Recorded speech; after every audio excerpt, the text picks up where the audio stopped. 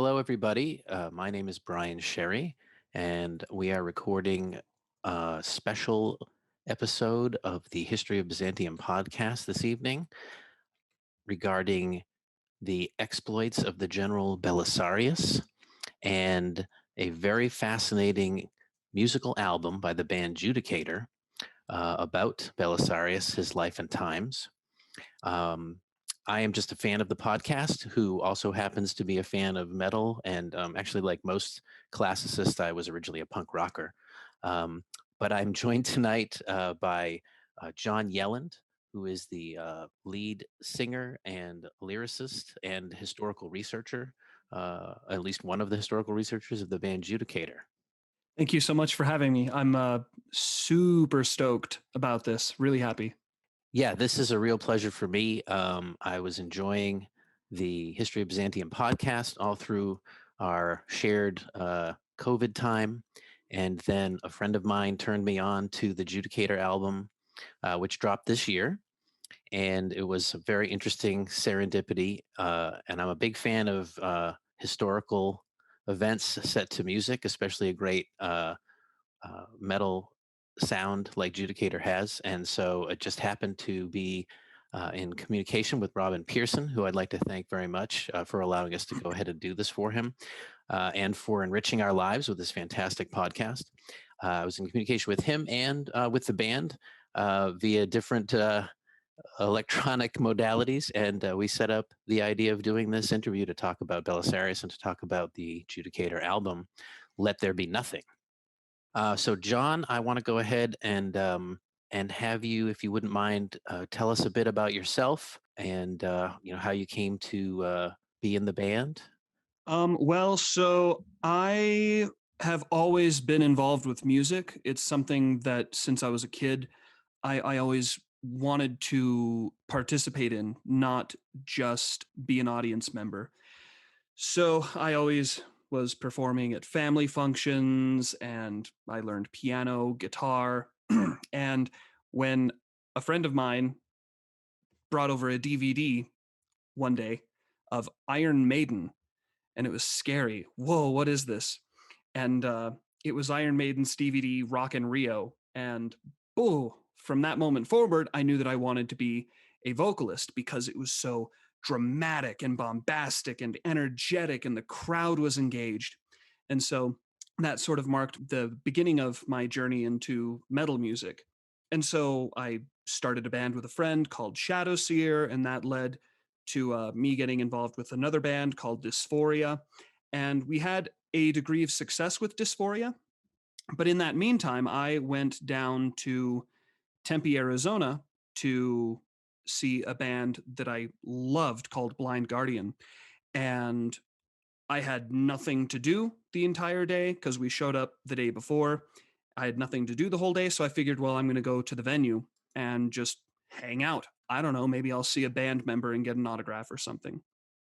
In preparation for this, though, just because, you meet people and you want to get to know each other on Facebook and stuff, I made a few CDs of Dysphoria and stuff I had done.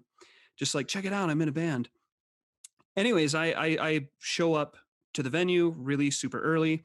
And at about like 3 p.m. or so, this other guy shows up.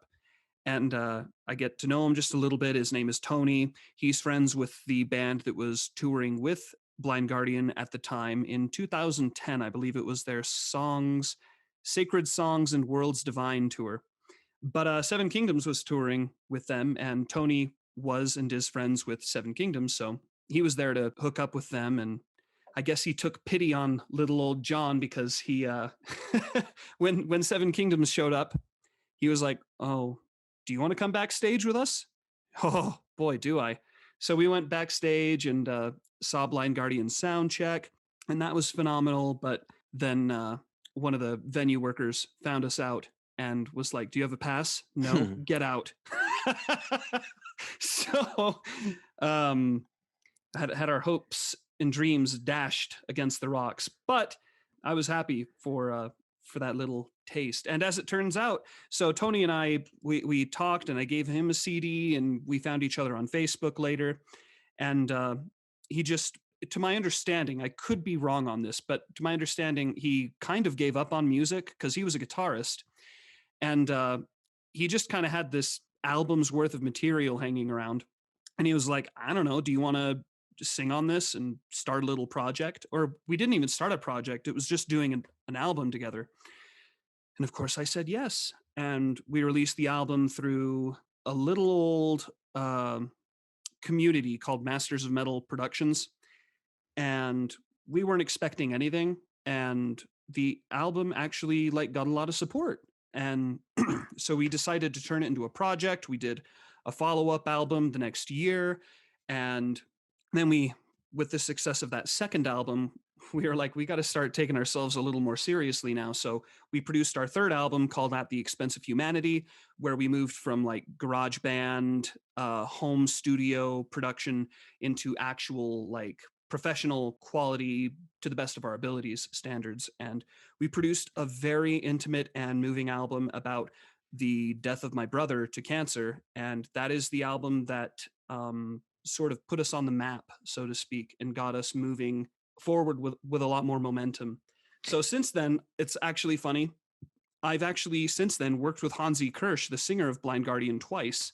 Once with Judicator on our last album, The Last Emperor. So it's funny how these little things like intertwine and weave together. And Yeah, you came full circle. You yeah, were once on the outside looking in, and now you're on the inside making successful music. And yeah. let me ask you, the other albums, aside from At the Expense of Humanity, the other albums, as I understand it, all have a historical theme. Is that right? Yeah, with the exception of our third album, like I said, our first album is about Napoleon Bonaparte's return from exile, leading up to and culminating with the Battle of Waterloo. The second album is pretty interesting because it's a brief survey of the history of Prussia, leading up to and culminating with Frederick the Great, and ends with his death. Third album, already told you. Fourth album is about the First Crusade. And it's kind of interesting because, as I understand it, Robin's working on the First Crusade now, but from the perspective of the Komnenian dynasty.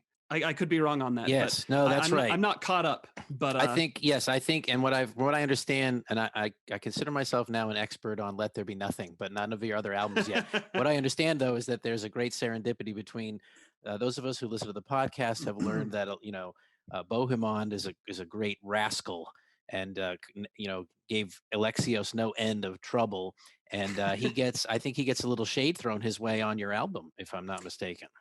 Yeah, Bohemond, not only with his dealings with Alexios, but also with, I believe it was the capture of Antioch that was handled in a unscrupulous fashion.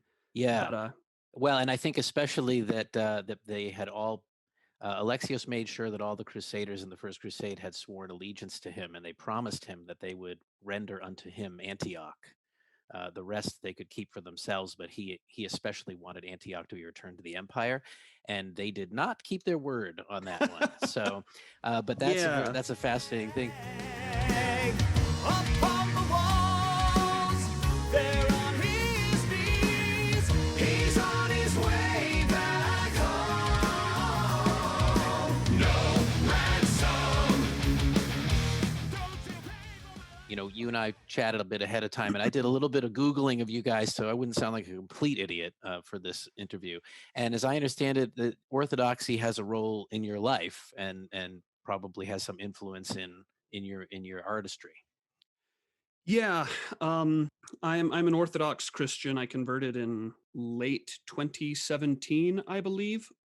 But yeah, I do not like the idea of using my art as a platform to preach. That strikes me as inappropriate somehow. I don't know why. I haven't dove into that, but I can't turn away what naturally comes out. I mean, something that is affecting the way that I live my life is, of course, going to manifest, whether great or small, in the lyrics that I write. So, I mean, Judicator has been sort of a vessel for that, or a mode of expression for the changes that I've gone through in life. So, with our first album and second album, I was very much atheist. With the third album, more opening up to God, I guess. And with the last emperor, I think you can see that blossom even more. Hmm. And Well, I think all of that's culminated here with Let There Be Nothing. I think that's really interesting because and I could be wrong. I have listened to every episode that I think I'm up to date, and I went crazy and bought all of the additional episodes as well that Robin has on sale, which I'm going to actually give a plug to in a minute because there's some really good stuff about Procopius in the additional episodes. But I'm not sure that Robin has had an actual Orthodox guest to speak on the show. So you might be the first to represent, and I think it's also appropriate because, and I think we talk about more of the album. Um, there's no question that the Orthodox faith of the Byzantines um, was central to their identity and played into their politics, personal and I guess we could call them international, as it were. And so I think that's really an interesting perspective to come from as an artist on this subject. So yeah, so it's really really great for those of us who are interested in this and who are interested in rock or metal music that we have this connection from you. And so speaking of that, and or however else, whatever the other angles you'd like to include, can you tell us about the concept of this album and how you were inspired to it and what you consulted to reach the conclusion, that you were going to make this album and what you were going to include in it? Well, so it would be a rational assumption to think that, oh, John converted to Orthodoxy, so then he became attracted to the Byzantine or Eastern Roman Empire, and so that's why he decided to make the album about Belisarius or Justinian. Totally logical train of thought there, but I had been interested in Emperor Justinian since I was a kid. I remember watching the History Channel back when it wasn't all about ancient aliens. Um, Watching these documentaries on the Byzantine Empire, and the stuff with Justinian was fascinating. How he survived the plague, how he carried out reconquest of these former Roman territories, tried to reunite the empire. So I already had the seed planted, and when we finished our work on the last emperor, I recalled in my reading somebody describing the Justinian reconquest as a sort of proto crusade. And what we like to do in Judicator is have two albums that are related, one album that is something totally different, two albums that are related, and then just repeat. So I was thinking, what could I cover with this next album that is somewhat similar or in a similar vein to the First Crusade? And so I thought the obvious answer would be the Third Crusade, or something with Richard the Lionheart or even Edward the Longshanks. But it's like the Third Crusade has already been done by Ridley Scott in his great movie, The Kingdom of Heaven, only the director's cut. But it's important. The theatrical version is serviceable, but the director's cut is where it really shines. I Um, enjoyed that movie also, so it's don't terrific. feel guilty. But yeah, so I was really drawn toward that idea of like a proto crusade, and I'm like, I really like not just subverting people's expectations, but doing so in a way that makes sense and isn't contrived. And so I thought this was a brilliant way to move forward by moving backward. Yeah, let me go ahead and take a second just to remind the listeners of the podcast that it's been a while, maybe for many people, but episodes 17 through 21 are focused on the arc of Justinian's reign, which is um, very much thanks, or many of the conquests and accomplishments, if not all, are very much thanks to Belisarius and his efforts on Justinian's behalf. And there are our sources for this really come from Procopius as the primary source, who was Belisarius's legal aid, I believe, originally, but he wrote a history of the wars under Justinian, and he also wrote a scandalous secret history about all the naughty things that everybody was doing behind the scenes. So if you, as we go through this discussion with John, We're going to touch on the retelling of Belisarius's life as envisioned by Judicator. But if you want to familiarize yourself with the historical record, you can review those episodes 17 through 21. And there are 2 bonus episodes available from the History of Byzantium podcast on Procopius himself as a person, his biography, which I found very interesting as well. So with that, maybe we can talk about the arc of the story as presented in the album. And let me start with the first track. There are 8 tracks, as you said, and they describe a narrative arc, which we can talk about as we go along. And why don't we listen to a little bit of Let There Be Light?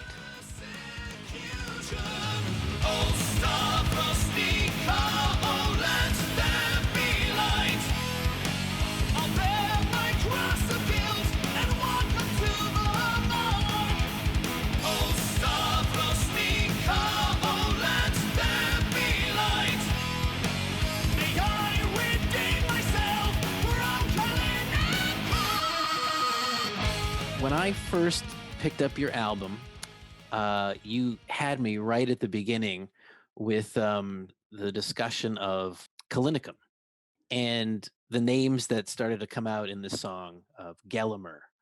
And I think I said that to Robin in the email where I asked him if we should do this interview. So I said, where are you going to find in modern music a reference to Gelimer, the king, the usurper king of the Vandalic kingdom in North Africa? Where are you going to find that? Here in Judicator's album. That's where you'll find it.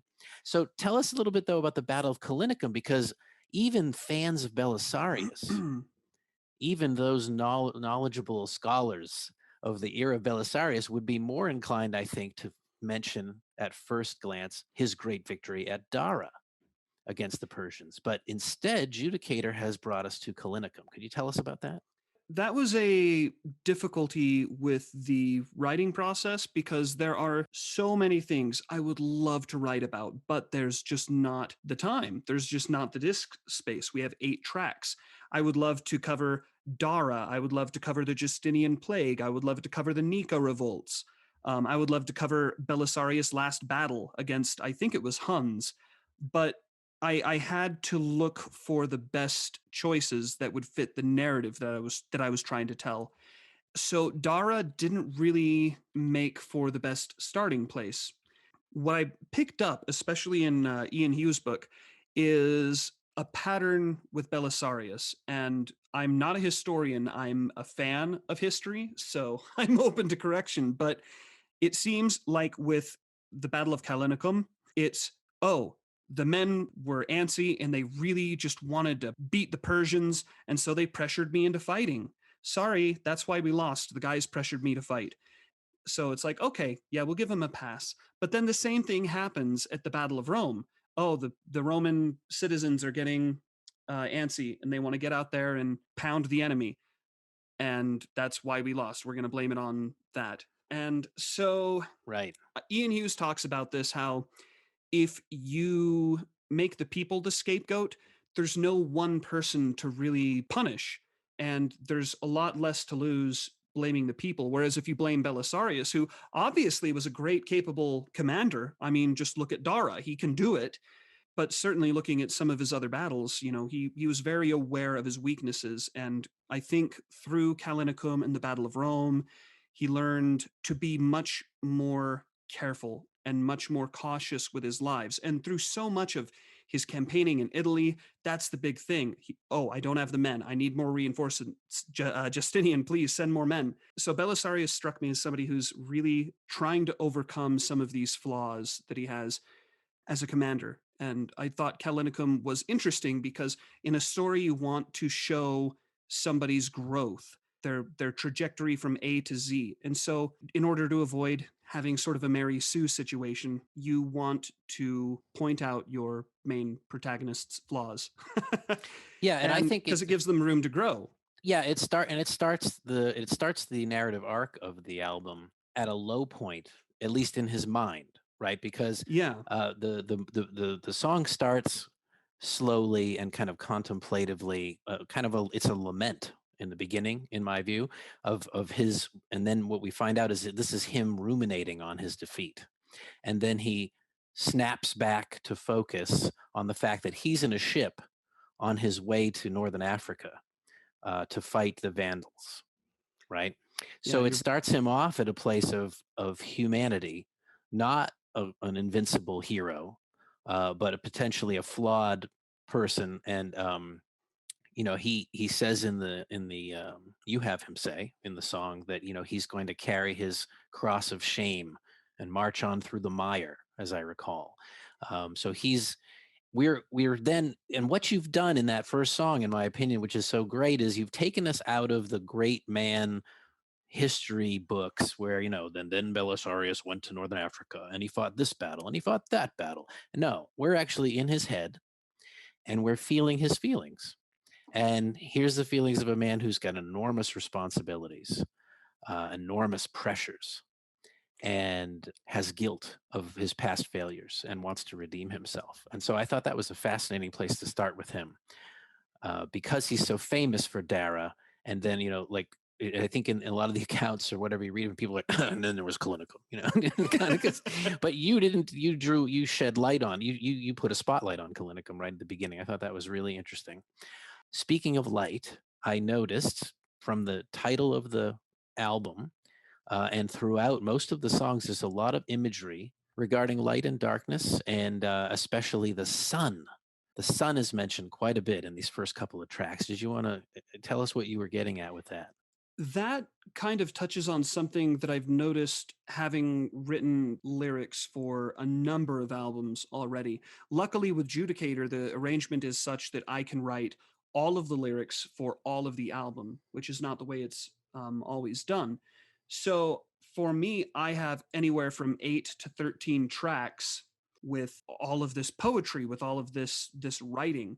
And when you're in the thick of it and you're writing, you don't always consciously pick up on the imagery that you're using or the ways that you're describing things. And so kind of a joy for me that I've noticed is once the album is done and I've taken a step back, it's really interesting because it sort of acts like a snapshot into my psyche at the time that I was writing. Mm-hmm. And so I can't tell you, unfortunately, I'm not, I can't tell you that I intentionally did everything, So like case in point, like this sun and light imagery, you point that out and I absolutely recognize it, but I can't remember ever thinking like, "Oh man, I want this to be a common theme throughout the albums, kind of a leitmotif that comes through."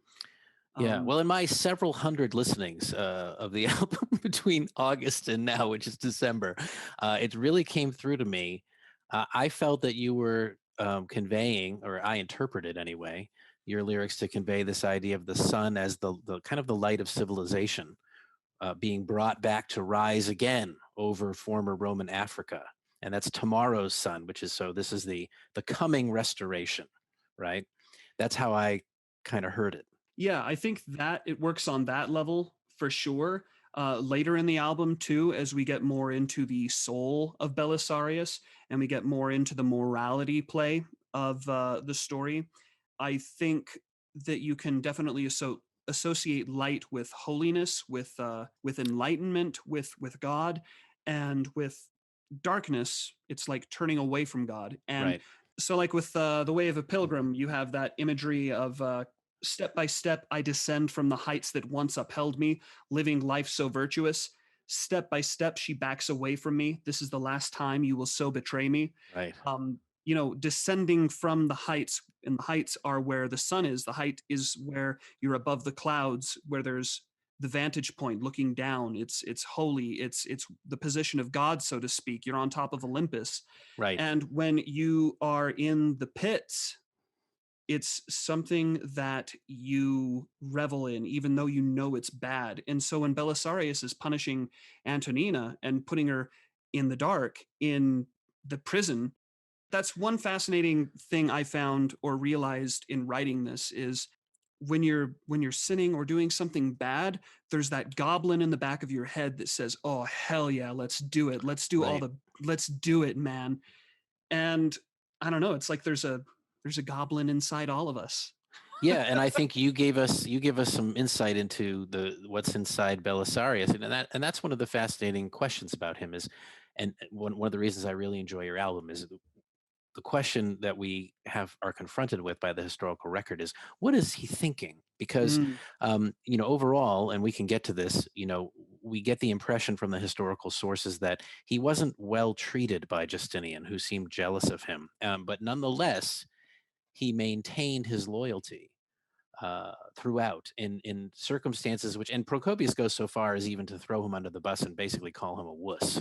Um, for basically, he could have on many occasions decided to take the empire or contest it for himself, and wouldn't have had the worst claim ever to be the emperor based on his accomplishments. So it's a fascinating question as to what he was thinking and what were the demons that haunted his soul that seemed so virtuous.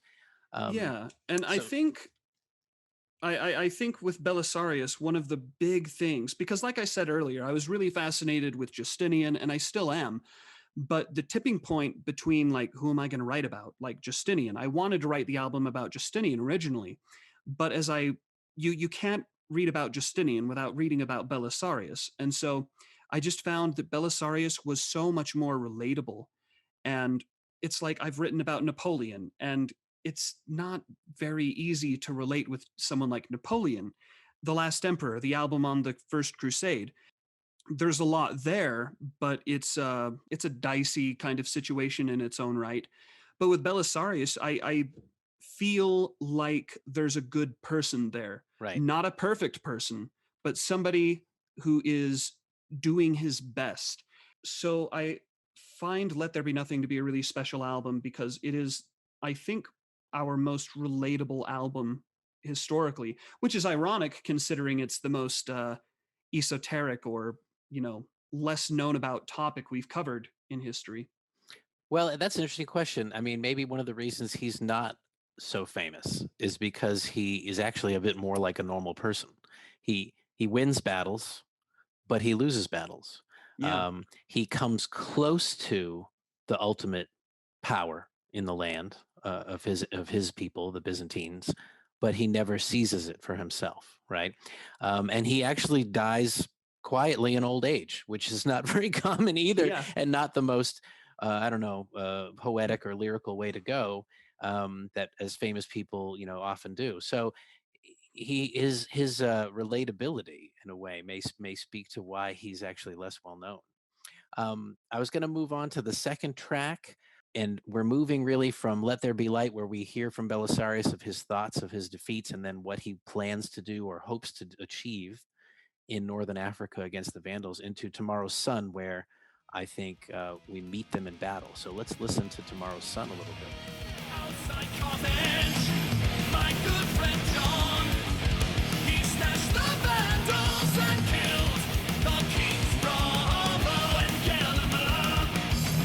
The Vandal king came on the scene, he fell to his knees, my brother. Okay, and so Tomorrow's Sun is really interesting because now the sun is arriving in northern Africa. The Roman sun has come again, and they are fighting against the Vandals. And as I listened to this track, something that struck me as interesting, and Graves has some commentary on this in his book as well, was the time you spent on Gelimer, the name that I just never get tired of saying, Yeah. the king of the Vandals, the usurper king of the Vandals, and what happens to him. And so I was wondering, maybe you could tell us a little bit about, your thoughts on him, and what you were, looking to achieve in the way that you included him in the song.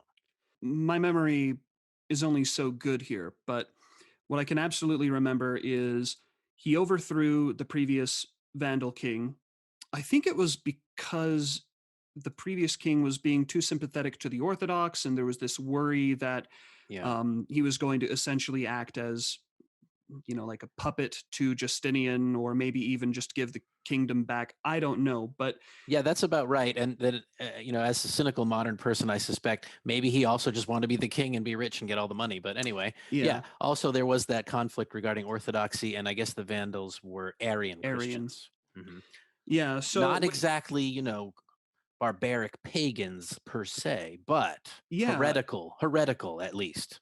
heretical for sure. But I think it's interesting. If I remember right, in the when you see early Christians who were a part of the Council of Nicaea, when they write about the Arians, they still refer to them as our brothers in Christ. Ah, So, interesting. Yeah. but anyways, regarding Gelimer, so maybe he's a douchebag for overthrowing the king, but despite all the bad things that somebody may do, I just was really struck by the report of Gelimer being so emotional at the sight of his brother being dead at the Battle of Ad Decimum, I think it was. Yeah, and by the way, I was so excited. My nerd points, like my nerdometer, went off the chart when you guys sang, here at Ad Decimum.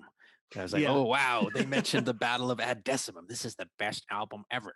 Um, so you're right. As I recall, Belisarius's good friend John, who, if we from our other readings, we would know that John, um, I believe, was a friend of Belisarius's from his youth, that they Yeah. grew up together. And so he's been Belisarius's lifelong companion to this point.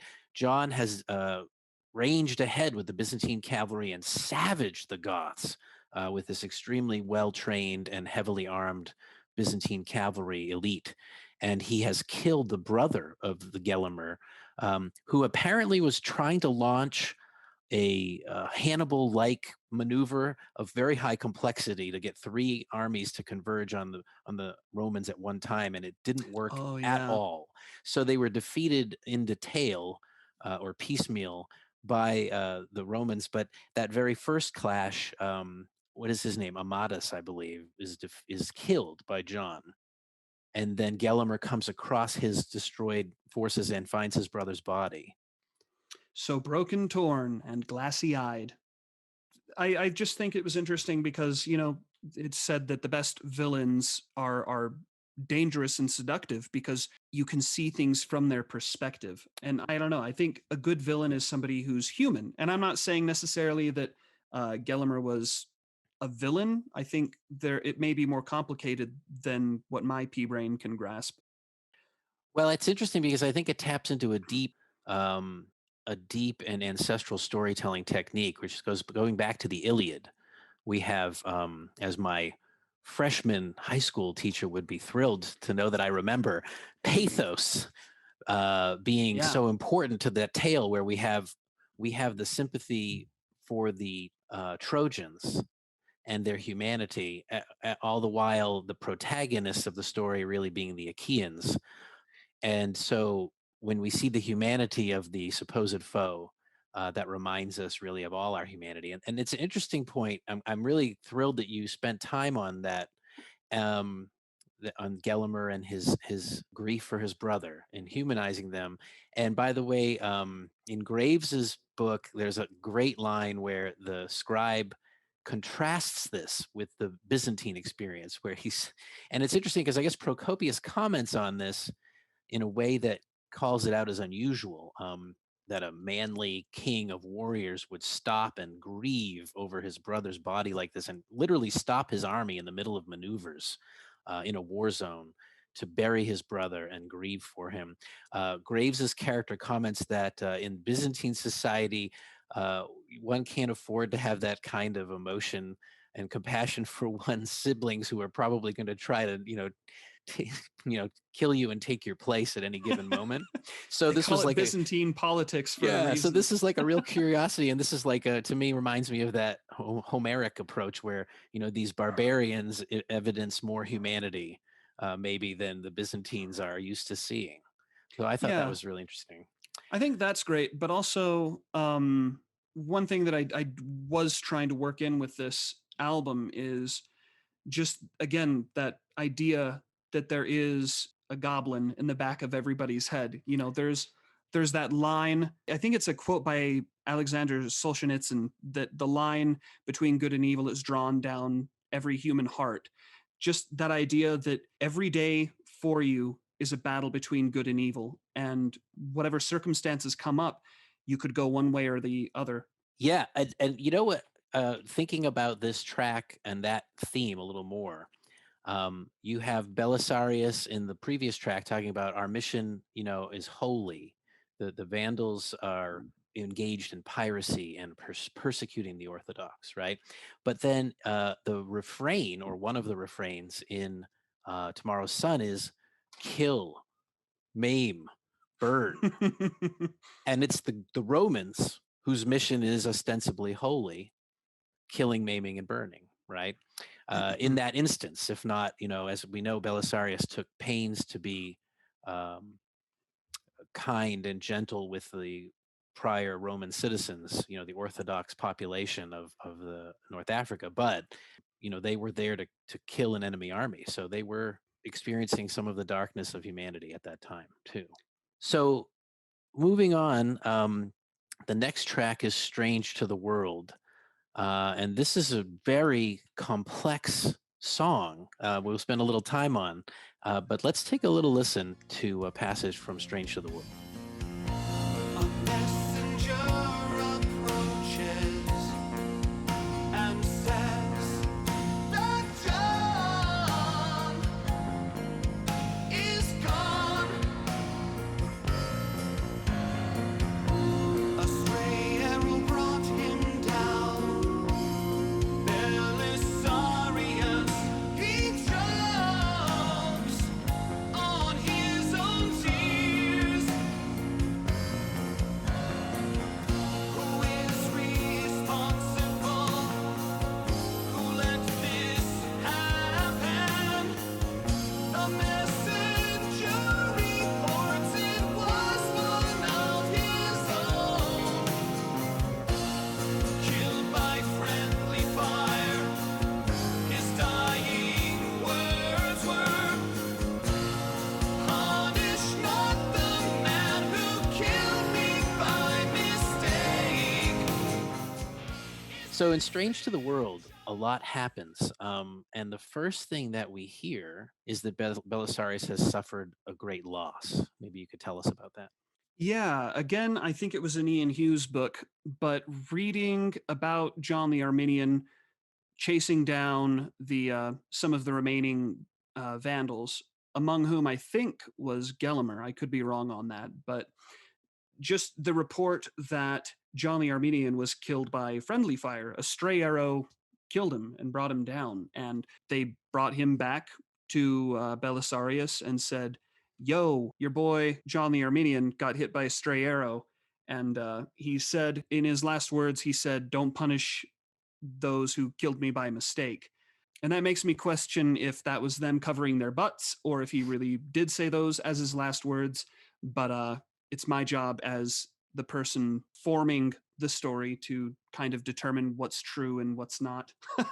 Yeah. So I went with it with it's gospel that that's true, because I just found it so interesting, this report that Belisarius was so deeply grieved by his friend John the Armenian dying in such a strange and senseless way. I mean, too, you're talking about the Odyssey and the Iliad and such. It's like dying by friendly fire is not the most glorious or No. big way to go out.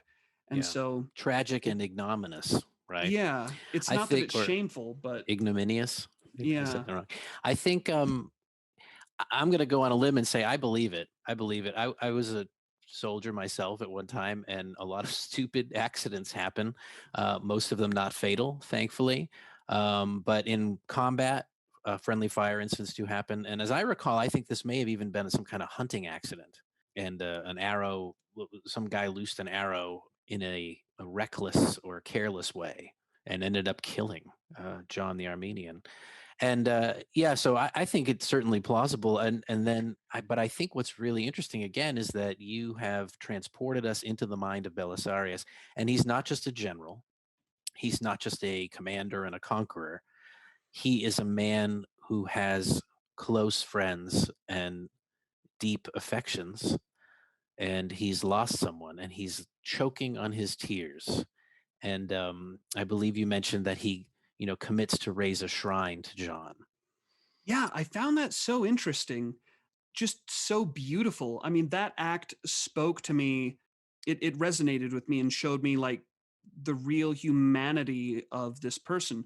And for the record, I too believe, I called it into question more as a joke, but I actually do believe that it was a legit accident that killed John the Arminian. And everything that I've read, I haven't seen any academic or scholastic sources Yeah. call it into question. Right. And when it comes to any of this, we have one person, right, to trust, Pretty Procopius. much, yeah. So, and as you point out with Kalinikum, right, there are things we can question.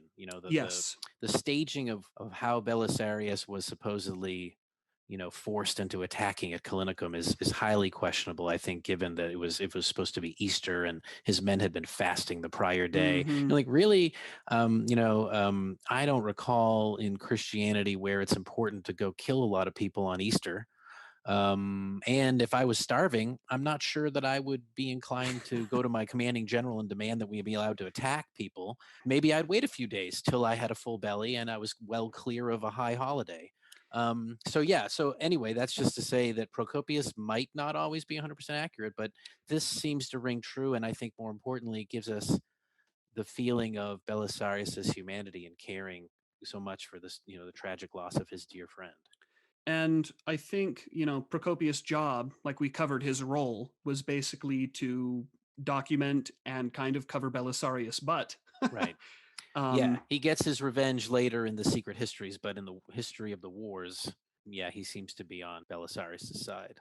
So strange to the world, though, that takes us to and you really set up to punish the listener, I believe, as he copes with John's death. He says, I can only turn. I'm going to paraphrase this one, but I can only turn to my wife. My dear Antonina, please comfort me. I feel so bad for Belisarius. Yeah, because in the very next Oh my verse, gosh. in the next verse in the song, you tell us about a little wrinkle in that relationship. I don't know the chronology. No, this is And interesting though because she travels with him yeah, to these theaters of war, which I think is fairly unusual. yeah, But I she's recall that with it him. was something to do with her keeping tabs for Theodora. That's one theory, yeah, because it would be unusual for the wife, a high-ranking, woman, the wife of a high-ranking general, I think, to follow. There were certainly many women involved in these kind of armies, or camp followers, or sometimes the wives of common soldiers. But he's a very high-ranking individual. She could stay and live in a palace in perfect safety in Byzantium, but she's not. She's with him. With their daughter, who was just Yeah, and hanging out the their whole time. daughter is left back in Byzantium, Yeah. and I guess was adopted by Theodora, actually. Oh, I didn't recall that. Yeah, That's well, not interesting. adopted. I'm sorry, like unofficially. She Oh, okay. basically was her ward and looked out for her. Well, I'm sure she had a very comfortable life then. I'm sure she did, and a very good moral upbringing. So, Yes. um, but moving on from that, yeah, the betrayal of Belisarius, I think you refer to, is with Theodosius. Again, to me, one of the most mysterious relationships in the whole thing is that there's this young man who's apparently quite good looking, so we can kind of see where this might be going from about 10 miles away, who gets adopted into the family as their godson. And he also is going with them on these campaigns and not in Hmm. any military capacity that I am aware of. And I'm not sure of the chronology of the events that Sure. happen. So it required a little bit of, editorializing or whatever. But so I just crafted the situation to be such that he finds out John the Arminian died. He goes to his wife because who else would you go to if your best friend since childhood died? You go to your wife, and she probably does her best. I don't know.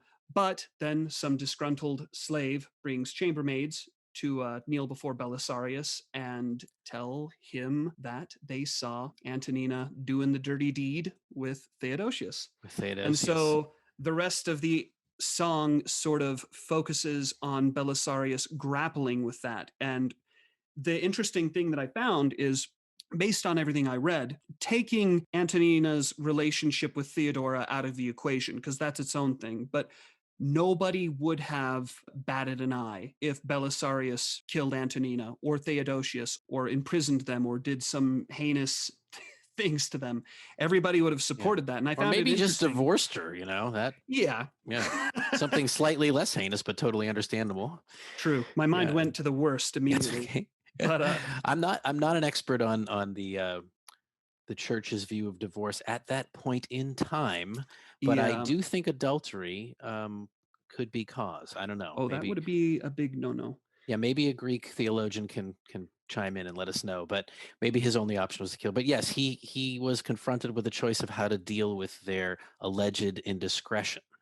And everybody seemed to deride him and talk smack on him for not being more aggressive with Antonina. And to be fair, if I recall right, he was going to kill Theodosius, but Antonina talked him out of it or convinced him that none Right. of it was true. But again, for the sake of the narrative, I tweaked it to have it be that he just did not take action against them. He forgave them. There were some parallels that I wanted to draw with Christ forgiving the woman caught in adultery and such. I Yes. think Am I not just? I have the yeah. right to kill her. Or am I like Christ, who so forgave the adulteress from stoning, if I recall correctly? Sing hallelujah. Exactly. Yeah. Yeah.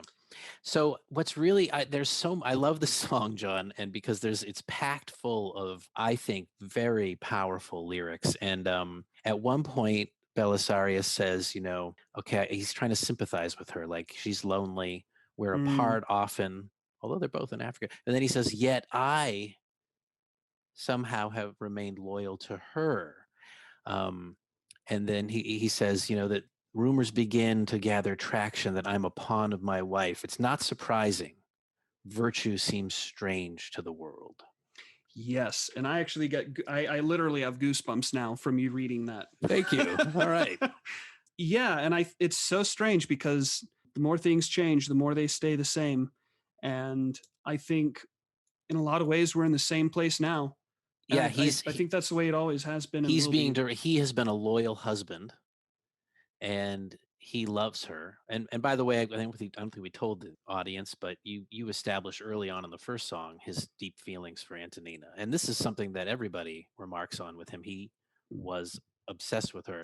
In Graves's book, he meets her as a youth, and this may be a stretch because I don't know that it comes from any historical documentation, but he basically saves himself for her, and eventually Theodora sends her to him so that they can marry. But her whole life, as he said, she came from the streets and worked as an actress, which nowadays we're like, yeah, it's a great job, a lot of money. But Jennifer Aniston. but what he meant to say was she had been a professional prostitute. So maybe it's hard to you can take the girl out of Byzantium, but you can't take the Byzantium out of the girl. I can maybe understand her, but what about Theodosius? How could he do this to me? I gave him his whole life. He was nothing before we adopted him. But what's strange about, I love that phrase, John. It's not surprising that virtue seems strange to the world. So he's surrounded by, right? We use the word in the English language, Byzantine politics and ethics and morals, literally and figuratively. And he is staying essentially as straight as an arrow, and that makes him a square, right? That makes Yeah. him weird. And I love that. Virtue seems strange to the world. He's being pilloried for being a faithful husband who has, at least allegedly, an unfaithful wife. Because I think at this time they convince him it's not true, actually, or at least he chooses to believe it or act as if he believes it. And rather than punish her, cast her out, he forgives her, which I think, it's been a while since my days at St. Mary Elementary. I think that's a Christian virtue, forgiveness. Certainly. Yeah. Okay. Yeah. So interesting. Yeah. So I love that. Virtue seems strange to the world. I felt that way when I was in the Army. I was the only guy who didn't drink. And It's funny that not, you bring that up because they really thought I was weird. Let me just throw that out. It's funny that you bring that up because that is the exact example that I was thinking of when we're talking about this. As somebody who's moving from his 20s into his 30s, who went from single to married, I look back now on the party days that I had, and whenever you were at a party and there was that one or two people who, oh no thanks, I don't drink, just a Coke for me, that's fine. Right.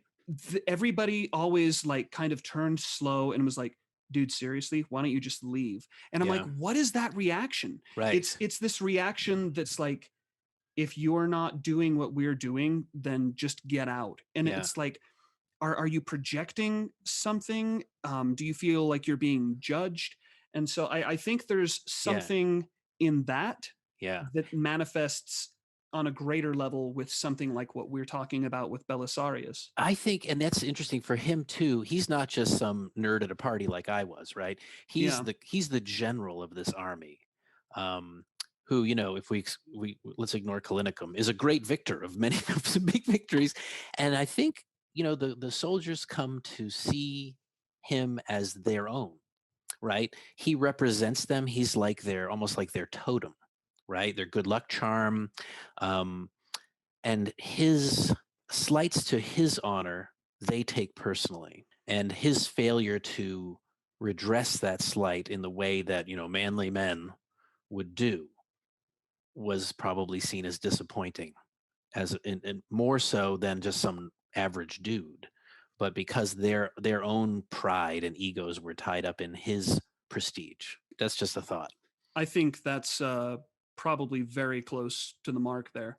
And I think it's interesting too with the track Amber Dusk, I cover this, but you notice after the Battle of Rome, to my recollection, it seems like he really changes the way that he conducts warfare. It seems he's Yes. really much more concerned about keeping his men safe and conducting warfare in a way that's much more cautious.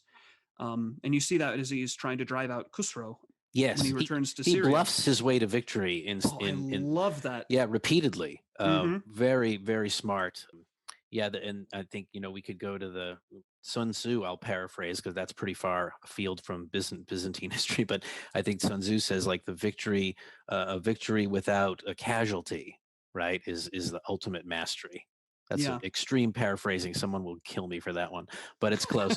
um, so, the one other thing, and there's another phrase in there that I really like. He sings this or says this to himself, and I'd like you to tell us what you were thinking about putting these words into his mouth.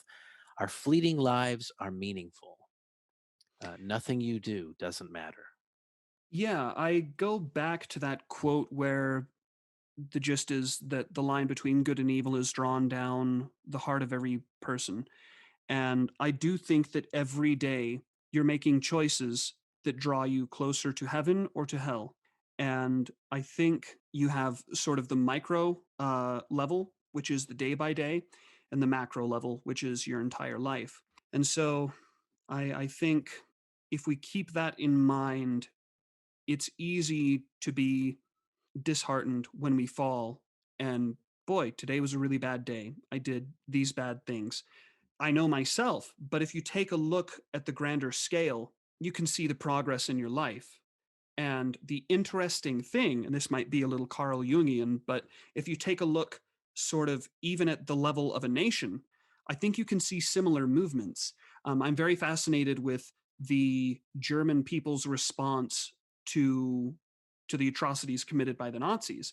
And I think you see a sort of similar, I think you see like the grieving process play out over the generations that follow World War II and the German people. And it's very interesting to see that. That's kind of far afield, but as it pertains to the lyrics, it's interesting because I just think that somebody like Belisarius is somebody that we're going to remember for generations or centuries to come.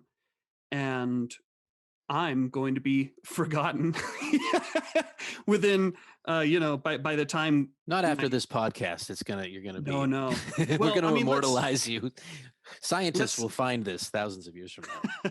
maybe. Yeah. But again, it's like the micro scale is Belisarius is going to be remembered for Yeah. centuries, but the macro scale is he's not much different than us, and Right. he'll be forgotten too eventually. And everybody on Earth will be forgotten eventually.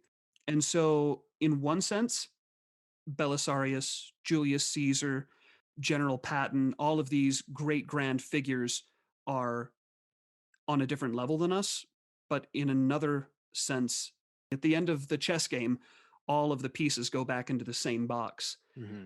But I think you need to avoid nihilism here too. And it's easy to lapse into nihilism when you're looking at the potential meaninglessness of everything, of your own existence, of all existence in general. I don't ascribe to these beliefs, but I can absolutely identify with them and Yeah. um, give They, them they are their doubts that due. we all deal with, right? They're all, Yeah. and in this instance, it's interesting because when I thought about this, I thought, Belisarius is saying this, so oh yeah, I guess it's easy for him to say because he's this huge important general. But when now that we're talking about the song in its totality, and you're telling me more about his the challenge before him facing the alleged infidelity of his wife, I can read this actually as to him saying to himself, this is a meaningful decision how I act here. And if I let my anger and my baser emotions rule me, I've I've done something wrong that I shouldn't do. And so this is a meaningful choice, and I'm going to make the right choice and move on with my life and forgive. So, and that was a different way than I had looked at it originally. So thank you for that insight. I would love to talk about this song even more, but I think we should keep moving. The next song is actually my favorite.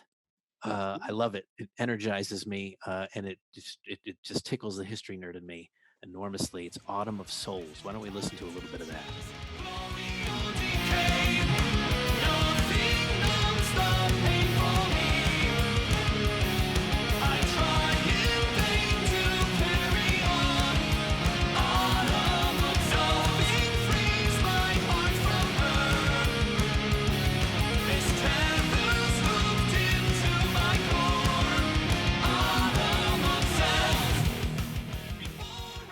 Autumn of Souls is now dealing with Italy. Justinian's got his easy victory over the Vandals. Gelimer has been defeated. Footnote, by the way, which I found out, Gelimer actually went on to live quite a nice life. It's very interesting yeah. following what happens with him after. Yeah, you really want to surrender to Justinian as a foreign leader because you're going to be set up with a beautiful palatial estate in central Anatolia, and just eating grapes, and laying on a couch into your old age. There's more than one way to get rid of somebody. I guess so. I guess so. So Gelimer's defeated, and African Rome is Roman again. And we hope that they don't mind that the imperial tax collectors have showed up and started to do a really good job of collecting a much higher level of tax than those evil Vandals were not doing a good job of collecting. That's another insight from the Graves book, where they joke about how they're excited to have the empire back, but the tax collectors of Justinian are far, far more oppressive than the Vandals ever thought to be. Mhm. Now they wondering if they really got the right, was this the right decision? But Justinian is drunk on conquest, and he sends Belisarius to Italy with even fewer men, because Italy's a smaller place with less population and only controlled by these Ostrogoth guys who, there's not too many of them. So let's just do this on a shoestring budget. And this is where I can identify with Belisarius being a government employee. It's like, here's $10 now, go conquer Italy. Sir. Okay. Okay. Uh, yeah, so he goes in Autumn of Souls, gives us the imagery of that sand was held in Roman hands, and now this is the time to reunite Rome, and they are at the walls of Naples. So Yeah. tell us your inspiration for Autumn of Souls here, what you were thinking of conveying with this song. This first verse was where everything started because I couldn't get past this idea of what it was only, I think, like 60 years or so since Yes. since Western Rome actually fell. And so I just couldn't get past this image of Belisarius on the beach, presumably like the first quote unquote true Romans to set foot back on the Italian peninsula. And I just loved the image of him taking up a handful of sand on the beach and just having this muse or this thought, that sand that once was held in Roman hands slipped through their fingers, but not us. this is our second chance to reunite Rome. Right. Yeah, no, Um, it's very moving and compelling. I thought it was funny that you just said that though. You're like the true Romans, from Greece and Armenia and with Hunnic auxiliaries, and we don't speak Latin, but we're the true Romans, damn it. But yeah, there they are, and they find a way into Naples, into the aqueduct, and as I recall, it was an Isaurian. There's another true Roman, an mhm. Isaurian soldier. Which, by the way, I have to thank Robin Pearson because I had never heard of an Isaurian. It sounds like a reptile race from Star Trek. Sounds like something from Lord of the Rings. Yeah, the Isaurian Empire sent their spaceships to destroy us. They look like little dinosaurs with little Tyrannosaurus Rex arms, the Isaurians. Yeah, I don't know, but evidently they were a people, and they occasionally made a play on the Byzantine throne. So an Isaurian found a way in through the aqueduct, and they got in and they took Naples, and the game was afoot. And the Ostrogoths apparently did not expect that, and that really sent a shock. The most Belisarius thing in the world to do, though, is after they had that aqueduct cleaned out and they were ready to go in. If I remember right, Belisarius writes a letter and he says, "Okay, guys, we have a way into the city. Please surrender, and there Right. won't be any bloodshed. But if you don't, my mercenaries, I can't guarantee that I'll be able to Yeah. keep them in line." Right. And What's I the just thought old? that was like so Belisarian to just Yeah. like, "Hey, enemy, we want to do our best to do right by you." And you convey that in the lyrics, as I recall. He says, "We have a way Yeah. inside, no need for more to die. I'd rather this be bloodless when Naples will be ours," as I recall. It's we have a way inside. Yeah. No need for more to die. Yeah. I'd rather this be bloodless, but Naples will be Oh, ours. but Naples will be ours. There you go. Yeah. Yeah. And yeah, so they have the choice, and then if you don't do that, I believe the rule of thumb, and going all the way up to Napoleon's era was, 2 days, the city belongs to the troops, and don't look, and don't look. and Yeah. and I guess that happened in Naples. But Belisarius, I think, tried to protect the Roman citizens as much as he could. But in that case, it was a sack. And there's an interesting choice. I do like the choice of lyrics once again. You say, "Now is the time to choose glory or decay." Right? Roman lights are returning. Now Mhm. is the time to choose glory or decay. Thinking back on that, I mean, I think I view that as a sort of tie to the previous album, The Last Emperor, which is told from the perspective of the Crusaders, in particular Godfrey de Bouillon. And so, with that, there are things about the Crusade that I definitely sympathize with, and there are things that I don't sympathize with. But for the sake of telling the story from the perspective of the Crusaders, you want to immerse yourself and tell it from their perspective. And so, to that end, this, glory or decay could be a relative term. I mean, if you like the way that things turned out, ultimately, then you would view that as a bad thing if Justinian were able to hold on to the Italian peninsula indefinitely in some alternate historical timeline. So I think the glory or decay is sort of relative, but from the perspective of Belisarius, we are bringing you glory. No And if you question. want in on the gravy train, then this is your ticket. Otherwise, it's decay.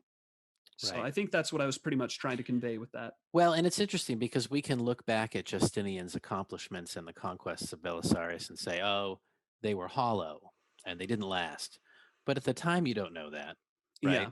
right? And I imagine that is a accurate portrayal of the emotions of Belisarius and his troops. They're bringing back Roman control under the Orthodox banner, to the original home of the Roman Empire, which has been usurped by these Ostrogoths, who, and whether they were nice to hang out with or not, are not Romans, and don't share those traditions, and that they are not continuing that cultural movement. So they would Yeah. have seen it. I think they certainly would have seen it in those terms, that they were bringing the light of Roman civilization back. Yeah. Um, And you and I have talked about this before, but it's been said that the East Romans, the Byzantines, and the Persians viewed themselves as the two sort of bearers of the light of civilization. So this Right. bringing glory or decay works on that level too. You know, if we absorb you back into the Roman Empire, then you will be a part of this light of true civilization. Right. There's only two great powers in the world, two true civilized cultures, the Sassanids and the Byzantines, and they're the eyes of or the two lights of civilization. Yeah. And yeah, so Goths, no matter how nice you might be to hang out with or how cool your black outfits are, Ultimately, you're still a barbarian. that's right. For the record, I don't believe that these Goths wore all black and a lot of eyeshadow, but later generations, I believe, did. Yeah, so that I love that song. It's very energetic and melodic, and it conjures up some fantastic imagery. I think we could go ahead and move on to Gloria. Why don't we listen to a bit of Gloria, which is another really exciting track.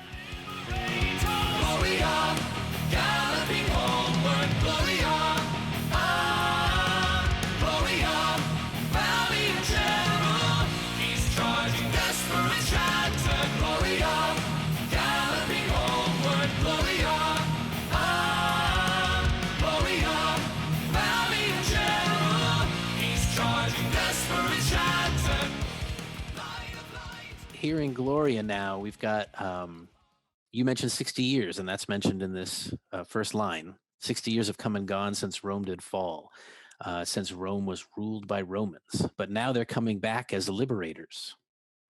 Yeah, and I think it's noteworthy that Belisarius, it seems he did his best to continue that policy of trying to liberate, you know, like what he was doing in North Africa, like, hey, we're coming here to liberate you, not to put you under our thumb and conquer you. And I notice here, one of the things that I like about the track is for those of you that like kind of battle music, this is a battle song. By the way, this okay. So Belisarius hears word that Ostrogothic armies are near, and he led his elite guard out to sea, which is the story. And by the way, one of the epic mishears of power rock history is me listening to this and thinking you're saying hearing word that Ostrogothic commies were near, which really changes the narrative quite a Now we bit. really got to get him. Yeah, yeah. Oh, really nerdy note. There was a proto-communist movement in the Sassanid Empire at this time called Whoa. Mazdakism. So there could have been Ostrogothic commies. I mean, it's not completely impossible. Anyway, we'll move on from that. But I thought it was really interesting that this is a battle song and he's out fighting, but that's half the song. The other Yeah. half of the song is him thinking about Antonina. Yeah, and I think that sort of gets back to Strange to the World. It's really easy to view Antonina as this big bad figure, and in some cases, yes, absolutely. But it's like this Paul Castanellos book. It's called Antonina, a Byzantine slut. It's like what a polarizing Sounds mean. book title. Yeah, Yeah. it sounds mean. Of course, the book is fairly, feminist, I guess you would say, Hmm. in a good sense. Is it from Or- her perspective? Can't remember. I know a lot of it is. In fact, yes. Yeah, I believe it is. Okay, so it's sort of like Wicked, right? The book I that's think written from the so. Wicked Witch of the West's perspective, kind of Yeah. turning the tables on the narrative a little bit. But the question that I found myself asking was like, why did Belisarius stick with her? Hmm. Like, why? I mean, granted, there's the one side of it, which we covered earlier, which is that Antonina had this close relationship with Empress Theodora. So there was probably an element of, I can't get out. Like, this is the will of the emperor, and I've just got to stick with Antonina. But based on all of the other writing and stuff, it seems that, like you said, he really did love her. Hmm. And so it makes me think that there had to have been something there. There had to have been some kind of good relationship. They had to have loved each other. Yeah, I think they did. I mean, I think It's a strange love story. yeah, it is. It is strange. Although I guess adultery is one of the oldest stories in the world too, right? Yeah. I think they did love each other. I think she was a very attractive, a very intelligent and witty woman who he was completely enamored of. And as we all know, whether we're men or women, the people that we fall in love with sometimes doesn't make any sense at all. right? Yeah. But I think, from all accounts, Procopius drags everybody through the mud in his book. But we if from all accounts though, otherwise, I think she was a remarkable woman, and he saw something in her that he could never let go of. And in this song, you refer to that. So even though he's forgiven her, he's still wounded in his heart, and she's thinking of him, right? And I'm sorry, I think I confused myself a little bit. He's wounded in his heart, and I think he expresses that in the prior song where he says, like, "In vain I go on, I can't Mm. be rid of her." But here, we hear from her. We hear her voice for the first time, that she's thinking of him and worrying about him, right? Yeah. In this song, she is voiced by Mercedes Victoria, a really talented vocalist that we've worked with a number of times in the past. And yeah, I thought it was important because I didn't want people to get this one-dimensional view of Antonina. Right. Because to be fair, a lot of this album, she is Hmm. sort of the antagonist. So I didn't want it to be so black and white, and I wanted to be as true to the actual relationship as I could get. And Right. so I think this was a good place to have that. And I don't know, like for myself, I'm one of those weird people who never had a real girlfriend before meeting his wife. So you had a uh, one true love kind of situation. yeah, and so Hmm. I guess maybe that's another reason I identify with Belisarius. Well, But that's amazing that you say that, because that's exactly how Graves writes it. That interesting. Belisarius, as a youth, met her. Basically, he was at a noble's house, and she was the entertainer. She was dancing, singing, and all that, and he just was smitten with her, like love at first sight. And she liked him too. But obviously, her profession and her circumstances, that Yeah, nothing could happen then. And then in that story, he keeps himself. He basically saves himself for her. Doesn't really have any other relationships. Always remembering this girl. So that's really interesting. Yeah, and I want to say to those who may be tempted to think that Judicator is anti Antonina. Let's talk about the cover art for the album for a second. The yeah. the cover art, first of all, is gorgeous. It's Belisarius. Next to him is his wife Antonina. I don't know who the third man is. There's a third It's man. It's Theodosius. Theodosius. Yeah. Yeah, in my view of him, he never wore armor and appeared on a battlefield. But I guess it's and in Graves's book, he is like a very witty kind of I always pictured him like a pool boy philosopher, just kind yeah, of a hunk who basically. hangs out. And he wears fancy clothes. Yeah, Yeah. exactly. Yeah, that's so. Anyway, him in armor is new for me. But anyway, the three of them are on horseback. The style is very much like the Ravenna mosaic, which is the one picture we have of that we think is Belisarius, because he doesn't get his name written on anything anywhere. I Of understand there course. were statues of him in Byzantium at one point, but none of them survive. But the three of them are charging forward on horses. Belisarius with his famous white-faced horse, a gift from Theodora, I believe. So I guess she had her good points once in a while. And it's done in that Byzantine style. It's gorgeous, like a mosaic. And then there's a little detail. Belisarius looking handsome, raising his sword up. But there's a little detail if you look right at the center. Despite all the nasty things we've heard about her and the stories that, of their problems with one another, they're holding hands. Yeah, and it was originally the idea that you could see Antonina holding hands with Theodosius as well, but that didn't make it into the final rendition. I guess it just was not really feasible. It would I look like it better contrived this and way. weird. Me too. Me too. And also, the more I've reflected on it, I'm just glad it turned out that way. Yeah. And for anybody curious, the artist is a guy named Mitchell Nolte, and he's terrific. He did our cover and rear artwork for the album, and he's done a lot of other artwork. He's very good at doing this kind of work that looks old. It looks Yeah. like it belongs from the period Yeah. It's gorgeous. that it I love it. covers. He's done stuff that is from, I think, if I remember right, it's like the Napoleonic Wars. It just looks terrific. He's a great artist. Yeah. It's fantastic. And I think, it's amazing that that little detail conveys so much of the story.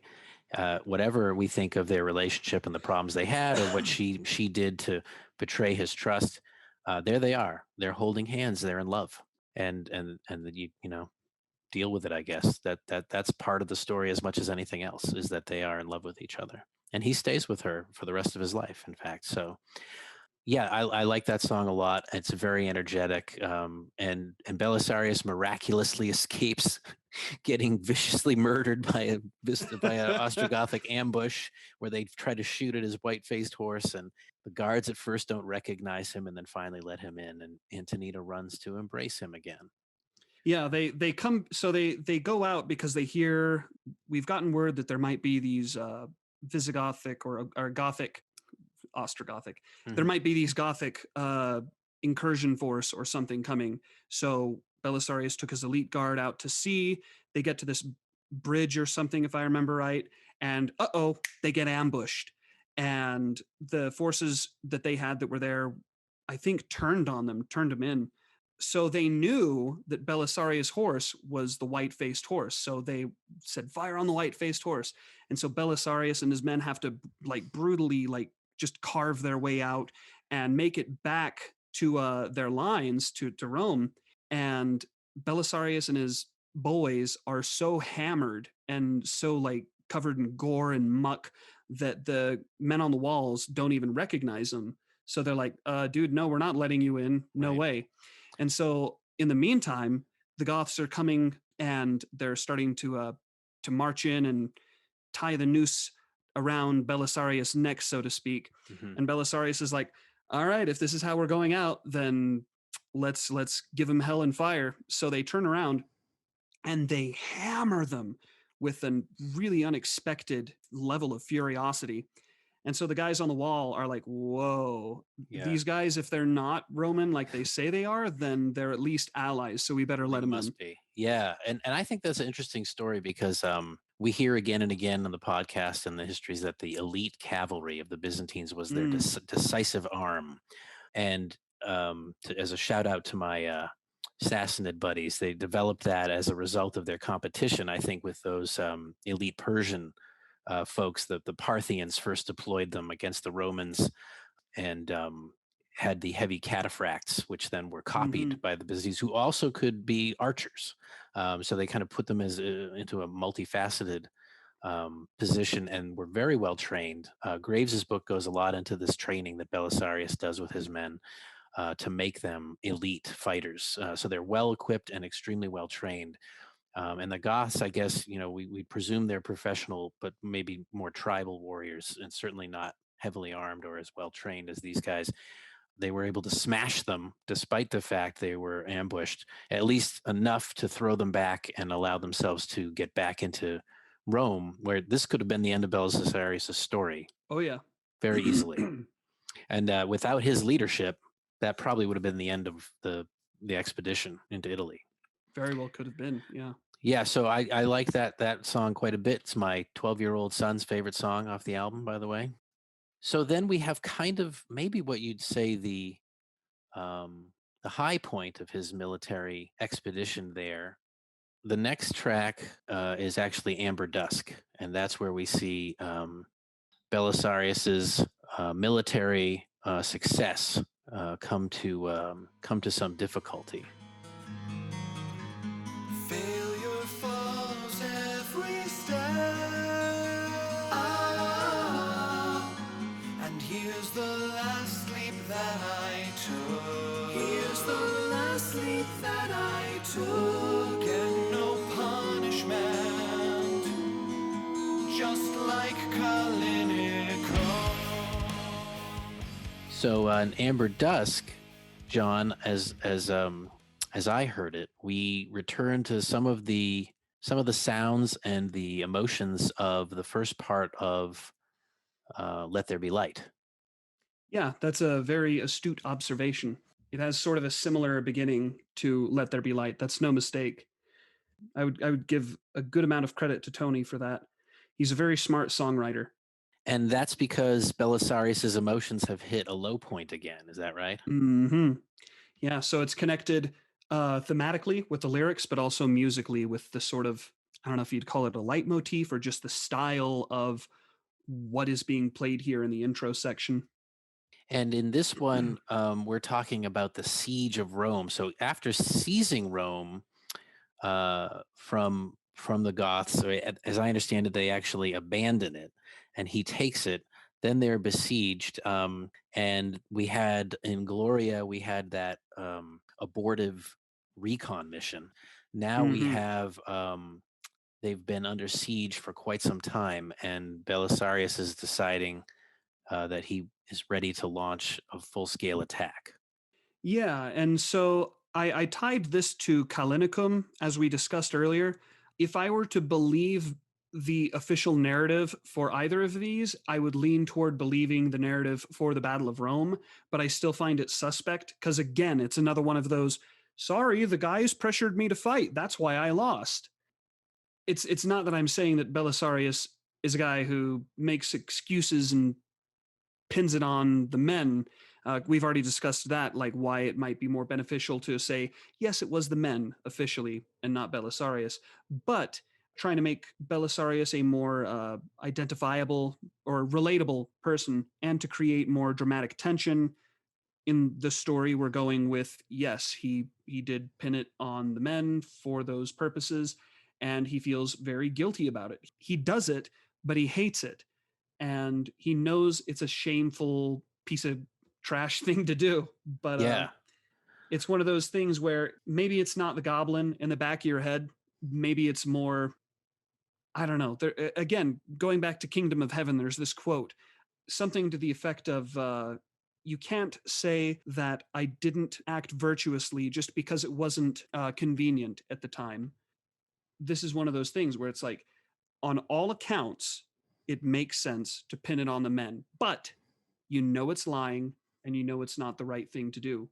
it's an interesting, when I think about it, it's an interesting situation he's in because he's been holding under this siege. He's now got enough men with him. I don't remember now if I'm not correct, but I think there was some reinforcements that were able to join them because they weren't fully encircled by the Goths. They still had some supply by river, I Yeah. believe, the Tiber. And so some reinforcements joined them. And then I think they, as the commander in the situation, is a difficult decision to make because he has this large chunk of soldiers that they have hired or conscripted into the army that were basically they sent, as I understand it, they sent the men and the women, the women and the children down to Naples.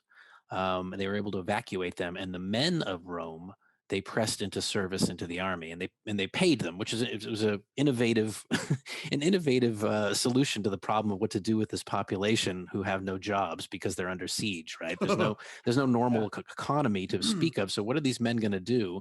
Well, we might as well enlist them and put them to work in the army, and that way we can justify paying them and feeding them. Right?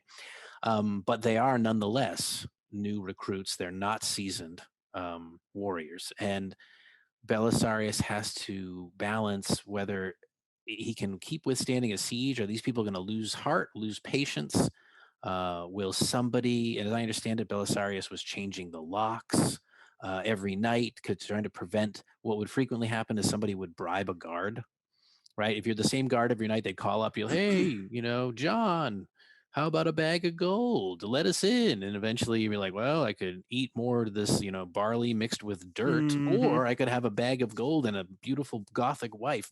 I think I know what I'm going to do next. So they were really, trying to prevent that from happening. And he takes the chance anyway to go out and face them in the field. By the way, I have to ask you a quick question. He saw it nevertheless, they were not prepared, but yet he saw it fit to try to test their metal. Is there a rule in metal music that when you say the word metal, however it might be spelled, you have to hit a very high falsetto? Oh man, it's funny. This is the one album where I kind of went against my normal protocol. So like speaking of Gloria, the previous song, that chorus is like the most power metal chorus and lyrics that we've done yet. It's like, what is it, like galloping homeward, Right. valiant general, he's charging, desperate, shattered. It's Yeah. like it's kind of corny, but it works. I don't think And it's then corny at all. I don't I understand don't people. I don't understand people who do. I don't either, but I get where it's coming from. And oddly enough, it's like the one time that I stalk the YouTube comments every once in a while. Oh, And I never remember do that. I know. That way lies destruction and madness. But I just noticed somebody was like, I don't really dig these lyrics. And I'm like, you can't freaking win with these people. It's tough. It's tough. I thought it was hilarious because you guys sing, and yet I saw it fit to try to test their metal, and then the word metal is sung in a very high falsetto, ball scrunching kind of, because that's it is the song is a metal song, and the word metal appears, so we have to pay homage to the metal. Yeah, as, but it's METTLE, as Tenacious D would remind us, right? You cannot beat the metal. I just want to throw that in there. I also want to thank you for another thing out of this song, John, and I don't think that we heard it on the podcast. You have provided us with, I believe, what appears to be the battle cry of the Byzantine forces under Belisarius. Ostavros Nika. Ostavros Nika, victory under the cross, or with the cross, right? The cross conquers. Yeah. How did you find that? Because I didn't run across that except in your music. I can't remember. If I had to attribute it to something, my guess would be Ian Hughes' book, because that's the one book where it's like every page has something underlined or bracketed or highlighted. Yeah, so several times in the album you have Belisarius or someone, before battle shouting this war cry, O Stavros Nika, which it reminded me very much of the Constantine's, what is it, in hoc signes vincit, somebody in Latin. In the sign conquer. Yeah, somebody's I have that tattooed actually on my. Do you? Oh, there you go. I'm going to get someone, John Cleese. John Cleese going to wake me up in the middle of the night and make me write that correctly in Latin now that I said it incorrectly 100 times. But yes, Stavros Nika is their battle cry, which I thought was a very nice touch, very evocative. So thank you for that. Yeah. But yes, I think that's a great point. Did he blame it on the men? Did they kind of pressure him? If he was the general, why couldn't he resist their pressure? And boy, once is a fluke, twice is a pattern, right? As you say, between this and Kalinikum, it's suspicious. But doesn't that again speak to what we're talking about with Belisarius as a character? Because he is flawed. He is a human. He has things about him that are not entirely admirable or that are questionable. And yet we can find him compelling and heroic nonetheless. Yeah. And back to the sort of me having to editorialize or come up with a way to form this into a story that would play well on a screen, which was my sort of goal here. Playing back into the love triangle in this song, sort of the catalyst for him acting so recklessly, is him seeing Antonina with Theodosius, right, kind of flirting with him. And so Belisarius acting irrationally and emotionally, kind of, putting everybody at danger with this bad battle plan. Perhaps some foreshadowing there where he sees them walking together again. Yeah. So after this battle, we kind of fast forward a bit in the song. I think some other stuff does happen there in Italy, but he ends up in Syria. And you talked about this before, but you see a transformation in his character as regards his men. As the way I saw it after the Battle of Rome, he didn't ever make that kind of a mistake again, where like with Kalinikum or the Battle of Rome, and especially in Syria, like you and I talked with his the way he fought with Khusro, it was so much more careful. And even in the Italian campaigns, his conduct from that point forward after the Battle of Rome became so much more careful and measured. And I found that very noteworthy, especially contributing to his framework of a character in this album. So yeah, I think where that sort of care and caution is best exemplified is the way he dealt with Khusro in Syria. And so that's where I chose to pick the story back up. In addition to, I believe it was Antonina's son, whom Belisarius had taken under his wing basically as his own, a man named Photius. Yes. So Photius basically discovers this love affair between Antonina and Theodosius has been reignited or has been going all along, and he just discovered it. Right. And so, again, I can't remember exactly how much of this actually happened, but reading into it my own putting it through my own lens, Photius outraged because his father figure has been betrayed. Photius says, I'm going to go and tell Belisarius. And this actually did happen. But yeah, he did go Yes. find Belisarius and tell him what was up. Yeah, as I And recall from Procopius, that this is how he describes it, that Photius did discover that, and he good. went to report it to him. And they made oaths, and Procopius later roundly castigates Belisarius for not upholding these oaths. They made many and profound oaths to each other that they were going to, right these wrongs and be true to one another until the end. Let me step back just 1 second, John, before we move on. I really was also very moved, and you mentioned that this new protectiveness towards his men. I was moved once again with what I said, I think earlier, you guys bring to the table that we don't see almost anywhere else, which is this getting into Belisarius's head and heart as a historical figure. And I just love this one phrase where he says, it burns, right? He's talking about the loss. He said, it happened again. It burns, shredding my heart. Oh, it burns. I loved that. I thought that was, just so evocative. When do we ask ourselves, how does a man feel when he loses his army, right? He has these men, they've trained under him for months. He's responsible for them. And who knows, thousands of them perhaps died in this battle, right? How does he feel? And you say it burns, it shreds his heart. And we get to, once again, we get to put ourselves in his shoes and feel his feelings in really which no other medium gives us the opportunity to do. And I really enjoyed that. When I was writing that, it's funny that you bring that up, because shredding my heart, oh, it burns. The shredding, what I actually was envisioning was taking a heart in your hand and like rubbing it up against a cheese grater. Oh, yeah. Yeah. And thank you for that image too. Yeah, it's a really, like, I just imagine somebody doing that, like with a piece of my flesh, like somebody took my hand and did that, like how incredibly agonizing that would be. Yeah. But psychologically, you could see that it could feel in that way. Yeah, and it's just a crap sandwich and a douche, because you've got the pain of knowing that your mistakes caused the deaths of Lord knows how many men. So there's that you have to bear. Right. But then on top of that, if he really was pressured to fight and he gave in, then that's a burden to bear. Or if he went in cavalier, that's an even bigger thing. Well, I don't know. That was hubris. Either way, it's something terrible that's going to weigh on your conscience. And then on top of all that, the cherry is taken from this perspective, him basically bearing false witness that it was their fault, basically. Right. And at the very least, what a chump move that is. Yeah, throwing your subordinates and under the bus like that.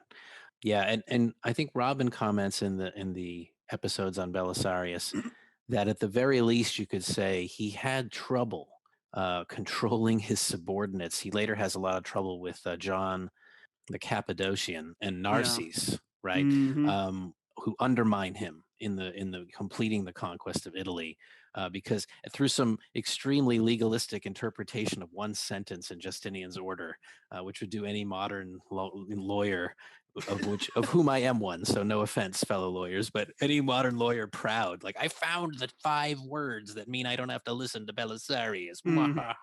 Okay, good job, Narses. But then, yes, he's back in Syria. He's now had his heart shredded. He's protecting the men, and there he finds he's been betrayed once more by Photius. And the end of the song, you sing to us that darkness is falling. Darkness of souls, the darkness of the human condition, something like that. Right. Yeah. And so they decide they're going to do something about it. This mire of sin would be drained. And that brings us to the next song, Way of the Pilgrim. Let's listen to a little bit of that. The revelation of the human heart unfurled. A gaping hole that howls and whirls. You're fighting the wind to keep yourself from falling back. It never stops until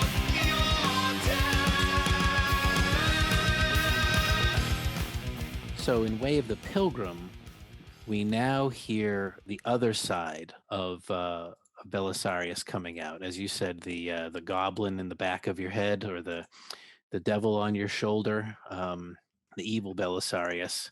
I love that And the goblin in the back of your head is catching on. That's the it's way gonna I be always think it's of gonna it. be a new thing. It's gonna be a new meme. Sorry to interrupt. It's fine. That's fine. And so he has now tell us about what he's doing here in the imagery that you chose to represent his descent into the darkness. Yeah, I mean, I think you pretty much hit the nail on the head that by the end of Amber Dusk, we see Belisarius and Photius decide to do something about this betrayal, and the Way of a Pilgrim is where they actually do something about the betrayal. And so Photius is tasked with capturing Theodosius. Belisarius commits to handling Antonina. And Photius goes out, and I believe he captures Theodosius with relative ease.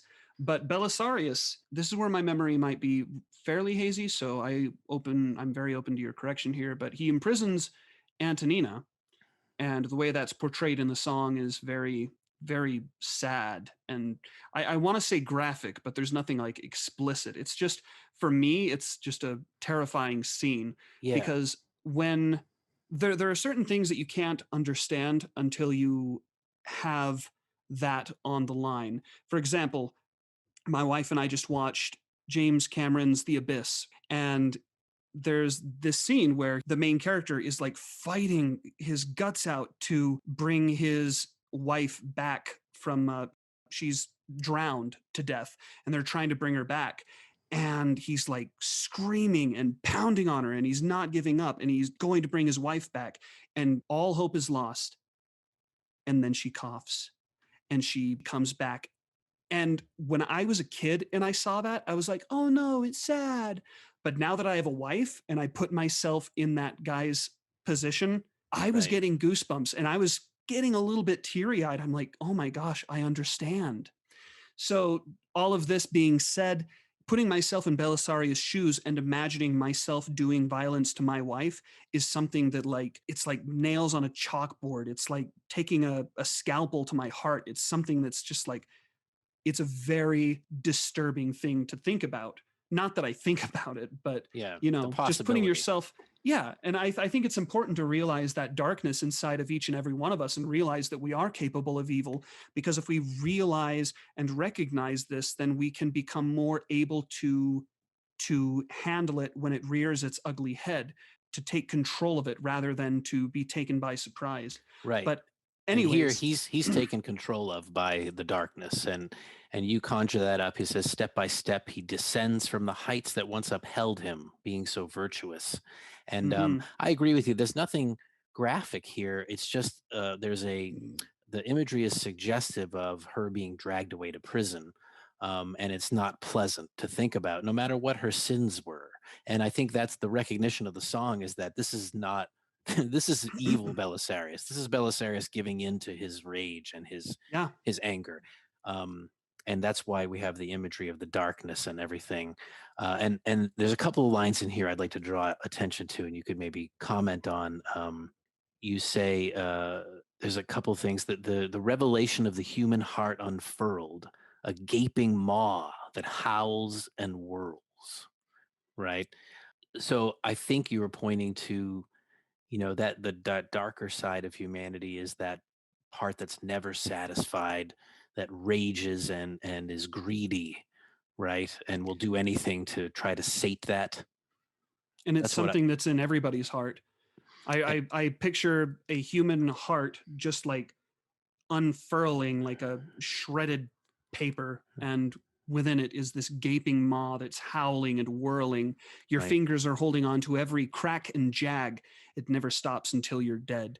I think that kind of points to the fact that you are always going to be in this battle between good and evil. You're always going to be in this battle to hold on and not get sucked into that maw.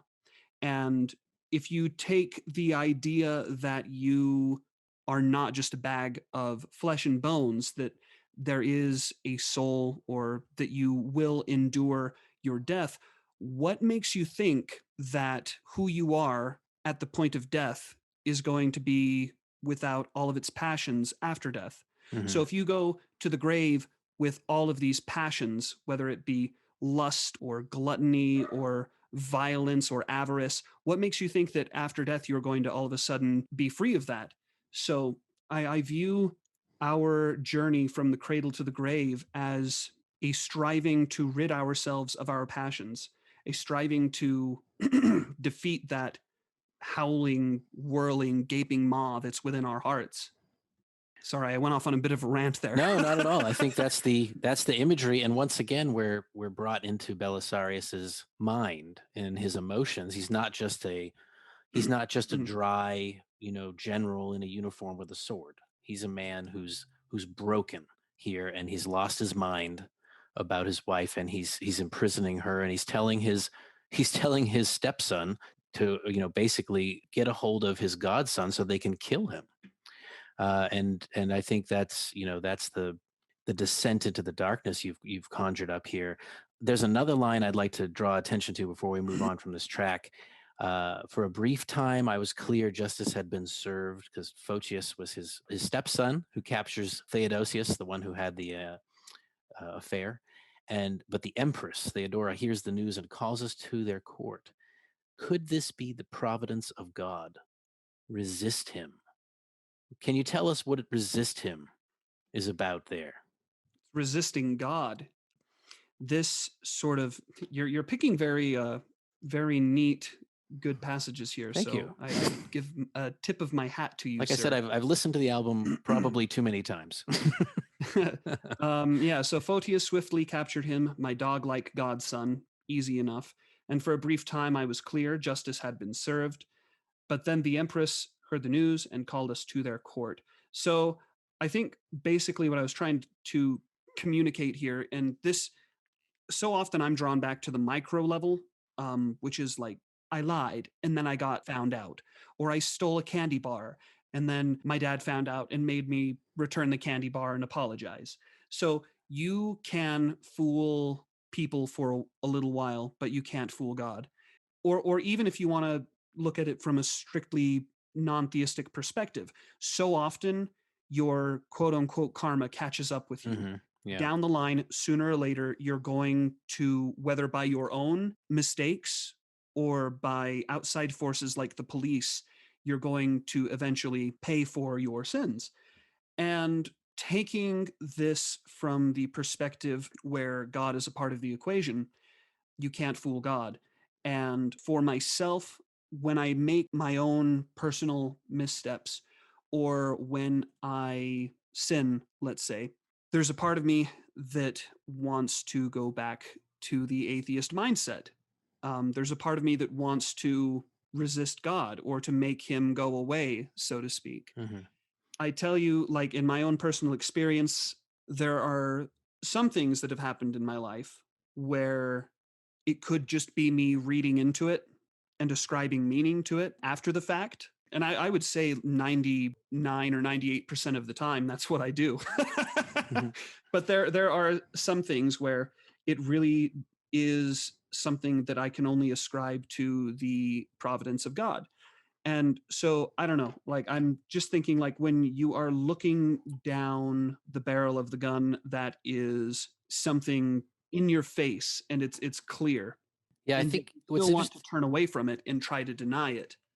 And right? I kind of, there's a big long roundabout way of saying that I think that might have been a way that Belisarius was feeling in Yeah, this it's a situation. contrast, isn't it, to everything else he'd been doing? Because if he is, as he probably saw himself, and as certainly as the Byzantines saw themselves, the agents of God on Yeah. earth, right? We talk about that frequently in the podcast or at different points in Byzantine history, and they castigate themselves when things go badly for themselves, right? There's like, what we're doing something wrong, like iconoclasm, which you and I spoke about. We're doing something. It's not that our generals are bad or the supply line was bad or the it's the pictures on the walls are idolatry, and that's why we lost the war. They take their theology very seriously in Byzantium. And up to this point, Belisarius has essentially, in his mind, certainly been an instrument of God in restoring right? The hegemony of the Christian Roman Empire over these areas where they believe they rightfully should be. Now he's saying, that's why I found those two words so profound in that sentence, is Belisarius is saying, is this God's decision that Theodora is going to take my revenge from me? And if it Yeah. is, screw him. Right. Yep. That's the moment Bingo. of sin. That's the moment of darkness, the resistance. And he says, resist him, or we might even think, I thought there was maybe a little double entendre, Justinian. Resist just because the emperor is, if the emperor didn't support the empress, how could she do anything? Yeah. So ultimately, Justinian is supporting taking this revenge away from Belisarius, and he's thinking, he's resisting, and we could then go back to the theology, the Basilius, the Basileus. I can't say it as nicely as Robin does. Is it Vasilevs?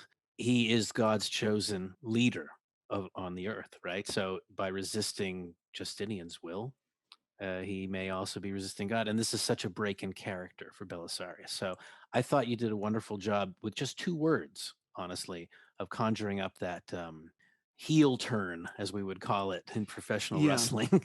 And that's really what the way of a pilgrim is. It's where Belisarius goes against his character and does the outright wrong thing. And he tries to justify it, and he tries to dig in his heels, but it doesn't work out. Even when he tries to do the wrong thing, things around him course correct in a way that sort of like, it's like you're not allowed to be the bad guy, because not long after he does this, Theodosius is released, Antonina is released and restored to Belisarius, and Belisarius is basically told, you're going to play ball and you're going to do what we say and you're going to kiss and make up. And if I remember right, too, Antonina and Theodosius are basically like put back together by Theodora. Like Theodora's like, carry on. How spat in the face must you feel, when you try to do what everybody was telling you to do since the beginning, it doesn't go your way. And what a humiliation, because he's told he has to reconcile with Antonino. Not only that, but then Theodora, according to Procopius, she finds that Photius is captured and tortured, which you remember. That's what he gets for his loyalty to his adoptive father. And supposedly, I was curious about his ultimate fate. Eventually, he escapes. Supposedly, according to Procopius, he escapes and ends up in Jerusalem and lives the rest of his life as a monk. Poor guy. And then not only that, though, Theodora finds out eventually where Theodosius is being held, frees him, and then says to Antonina, I have the most beautiful pearl for you. You won't believe how beautiful and gorgeous it is. You'll never imagine how much you'll appreciate it. And and supposedly, again, she doesn't know, Antonina doesn't know that Theodora's referring to Theodosius, and then Theodora reunites them. So what a humiliation for Belisarius. Not only must you stay with this woman who has betrayed you, but she gets to have her boy toy back too, and you're going to like it. It's terrible for him. And so that brings us to the last song. And perhaps we can understand this as a statement of his feelings, or at least some of them, with the title of the song, Let There Be Nothing. Let's listen to a little bit of that. Turn my heart into a stone, let me sing. I've turned my suffering into a cause for hate. By his decree we were compelled to reconcile. You cannot force my love, I'll hold on to my pain.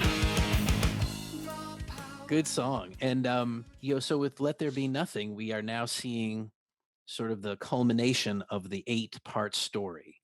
And there are a couple of lines that stood out to me. Maybe you could tell us, what the culmination is of the story in your mind. But he says, as master I came, yet now my tone is changed. Let's maybe start with there and tell us what you think about that. I think I was just trying to get at humility. Not that Belisarius ever struck me as the kind of guy who was full of himself or brash or overconfident, but I just think it's just so interesting that, like I said before, the one time where he really lets it all go and gives in to that quote unquote goblin in the back of his head, does the wrong thing, it all comes falling down, almost as though he were not meant to be the bad guy, or it's a turning against the essence of who he is to be the bad guy. And so no wonder it would come falling down. But I think that's kind of what I was trying to get at there. Yeah, I think it's interesting because he had never really tried to seize power, but he was certainly a very high-ranking, very powerful person with thousands of people at his beck and call. There's got to be a little bit of ego, even for a relatively humble person like Belisarius. But he's now been so humbled by the actions of Theodora and restoring his wife and giving her back her boyfriend that he doesn't see himself as the master of anything now, right? Yeah. I think by comparison.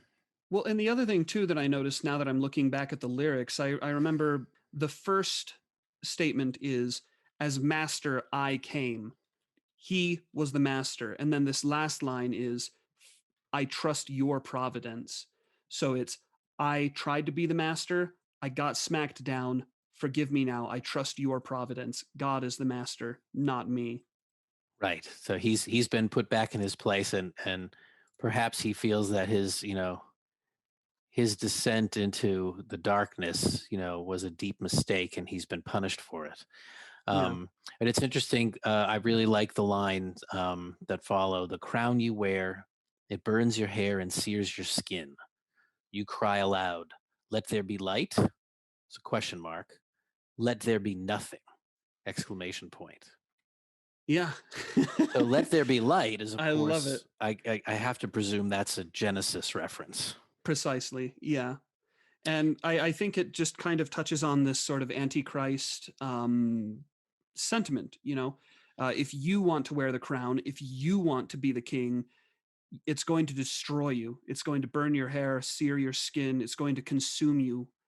And Yeah, let there be light. Let there be nothing. It's yeah. like, okay, then you're going to be sucked into that void in your heart. You're going to be sucked into that maw, and you're going to become nothing too. Not to belittle it, but kind of like the because I'm a parent, I'm going to refer to this: the teenagers cry. "I wish I was never born." Yeah. Right? Just lashing out at creation with your, the fact that you're so upset. But that is such a repudiation, right? The key line from Genesis: "Let there be light." That's the God, that's the Lord, the God of the Byzantine, saying, "Let there be existence, let there be creation." And that seems to be Belisarius saying, instead of that, let it be as if I never were. So he's conflicted to me here, I think, in this song. So John, tell me, where is he ending up in your arc? Where does he end up? I'm trying to have him end up somber but sober, defeated but not, or maybe knocked down but not defeated. Um, I think it's a place of sober positivity and humility. And I think this chorus, "The crown you wear, it burns your hair and sears your skin," that is not really reflective of where Belisarius is at this point in the story, but rather more of a reflection.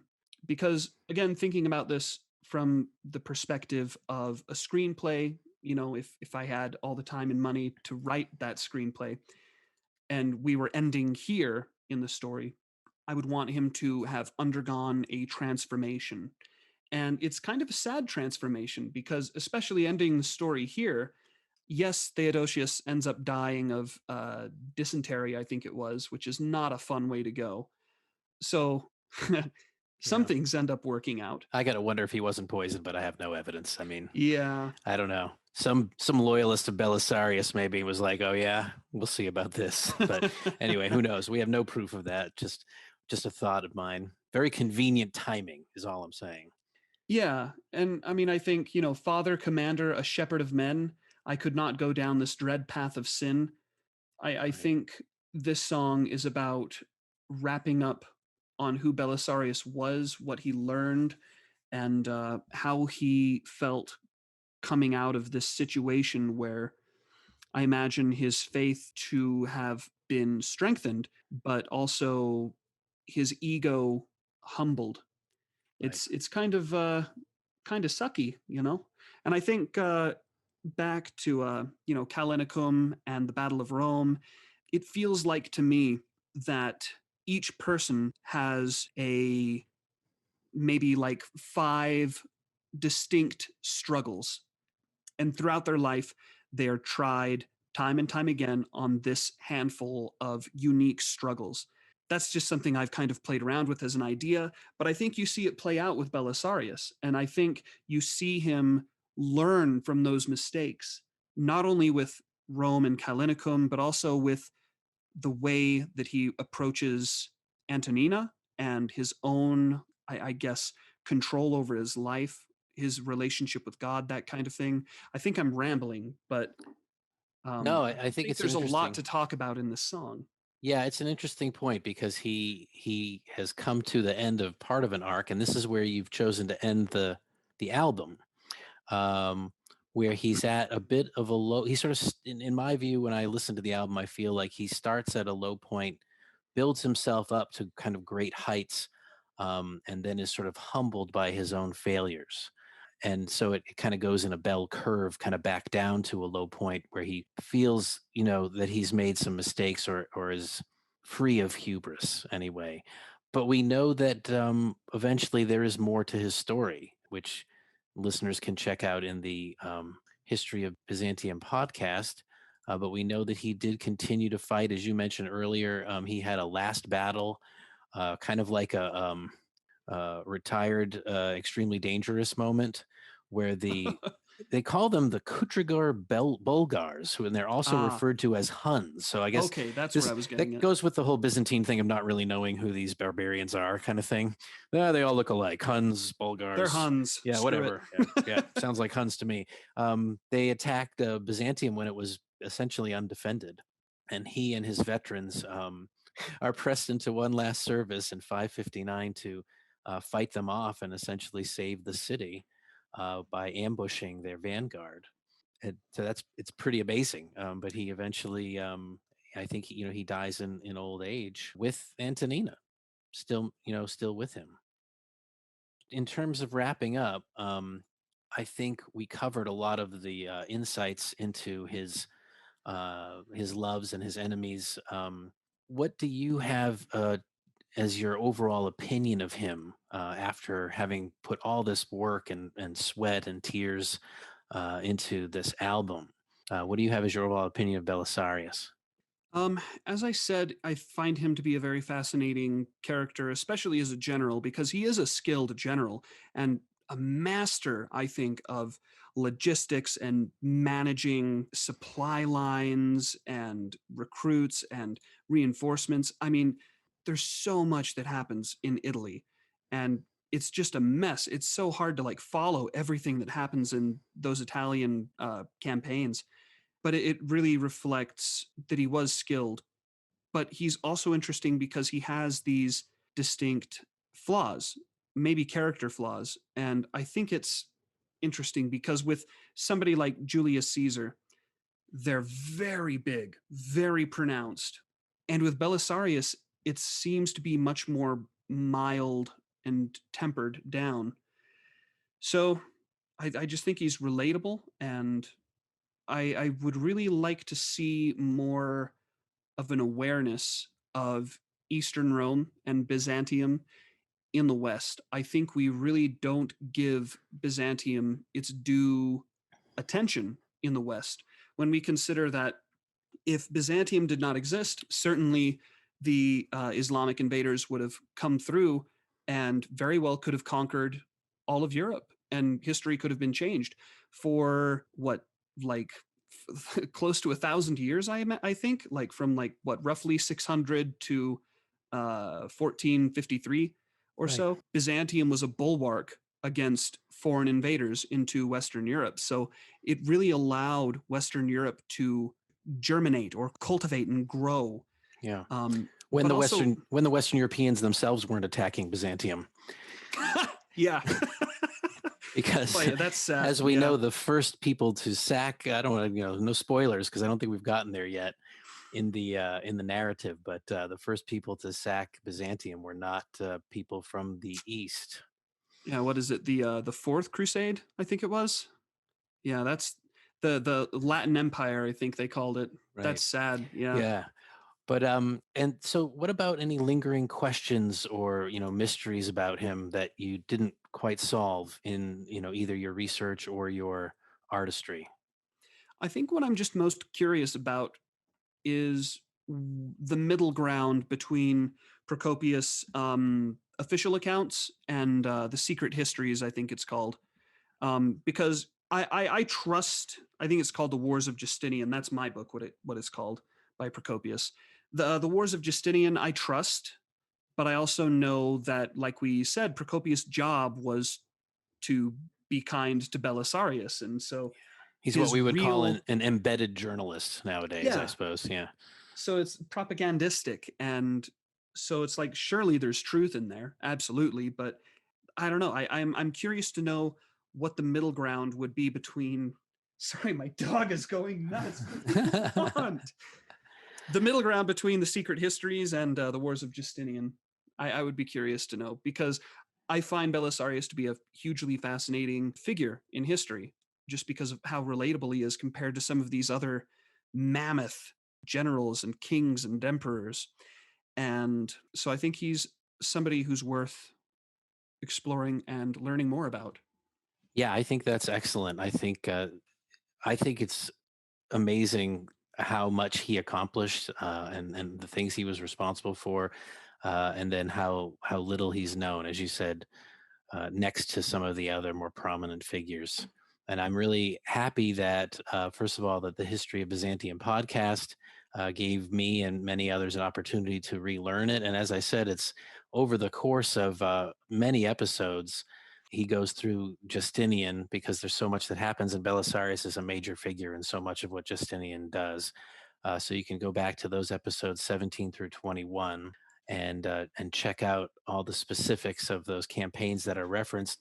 But I'm so happy too that your band and you made a fantastic piece of music, a piece of modern culture to reinterpret and reinvigorate this history for modern listeners as well. So I'd like to thank you so much for that and for giving me this opportunity to interview you. Before we go, could you tell us if the listeners of the podcast are interested in finding your music and your other albums, where they might go to do that? Yeah, I would say find us on Facebook first and foremost. And if you want to support us financially, please do, because we need it. And you can do that by visiting judicatormetal.bandcamp.com. And there you can pick up our music or some merchandise. We have t-shirts, CDs. You can also look us up on Prosthetic Records website and support us there. Get some sweet vinyl, which I know is a burgeoning community in and of itself. I wanted to go out and buy a record player when I saw that sweet black and gold Mm. vinyl album of Let There Be Nothing, but I do not have I do not have an LP player anymore. But yes, I saw there was some interesting options there so that you can get physical copies of the music and also electronic. You can download it as well from that Yeah. site, correct? Yeah. And to that, you can find us on any major music platform. So pick us Excellent. out on whichever platform suits you best. That's fantastic, and I wish you luck on the new album. I hope maybe I don't know if you're going to tour the East Coast, but maybe I hope to see you guys live sometime. And I want to thank Robin Pearson for the fantastic podcast that's inspiring us to learn more about Byzantine history and for hopefully to help other folks to try other methods of reinvigorating history with music and artistry. We want to wish everybody a Merry Christmas and Happy Holidays and early Nowruz for our Sassanid friends. And John, Merry Christmas to you, and thank you so much. Yeah, thank you to you, and of course to Robin. I've been a huge fan of the History of Byzantium podcast. I've been listening to it for months now, and I'm just totally enthralled. So I'm really honored, and this is kind of like a huge nerding out moment for me. I can't wait. I can't wait to see, like podcast with John Yelland on the History of Byzantium podcast. I'm so excited about that. I'm like geeking out here like a history little, nerd slash metal lead man.